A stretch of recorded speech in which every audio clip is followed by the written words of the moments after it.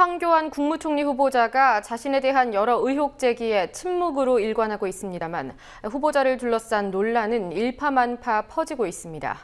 법무부 장관 임용 때부터 불거져왔던 공안 철권 통치에 대한 우려는 물론이고 종교 편향, 재산 신고 누락 의혹, 특정 지역 여성 폄하 발언 등 한두 가지가 아닙니다. 강신혜 기자가 황교안 후보자를 둘러싼 논란과 의혹들을 정리해봤습니다. 우리 기독교인들로서는 세상법보다 교회법이 우선 적용돼야 한다고 생각한다. 황교안 총리 후보자가 지난 2012년에 발간한 저서 교회가 알아야 할 법 이야기에서 이같이 서술했습니다. 이처럼 독실한 개신교 신자로 알려진 황 후보자의 과거 종교 편향 행적 등이 논란이 되고 있습니다. 먼저 황 후보자는 교회 가세에 반대하는 입장입니다. 박근혜 정부의 종교인 과세 방침과 배치됩니다. 또 기독교 주일인 일요일에 사법시험을 치르게 하는 것에 대해서도 주일에 사법시험을 치르는 것은 문제라며 유감을 표한 바 있습니다.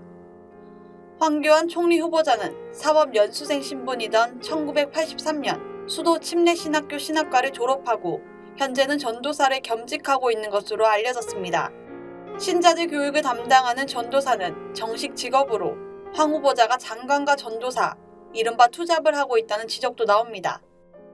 황 후보자는 이러한 종교 편향성에 대한 지적이 쏟아지자 국민들 걱정 없도록 최선을 다하겠다는 원론적인 답변만 내놓았습니다.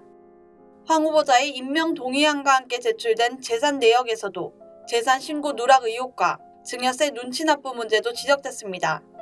황 후보자의 큰딸이 아버지인 황 후보자가 총리로 내정되기 불과 3일 전에 증여세를 납부한 것으로 확인됐습니다. 황 후보자 측은 납부 시점은 3일 전이 맞지만 신고 시점은 지난 1일이라고 해명했습니다. 하지만 인사청문회 과정에서 문제가 될 것 같으니 뒤늦게 낸 것이 아니냐는 의혹이 일고 있습니다.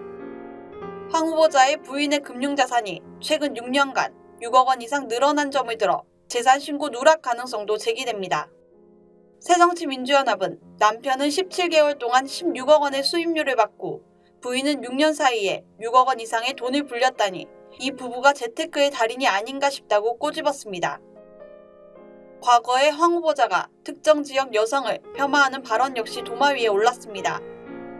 2004년 황 후보자는 부산에서 검사로 근무하던 시절 부산 지역 기독교 신문인 한국기독신문과의 인터뷰에서 가정폭력 원인에 대해 부산 여자들이 드센 이유도 있다고 말했습니다.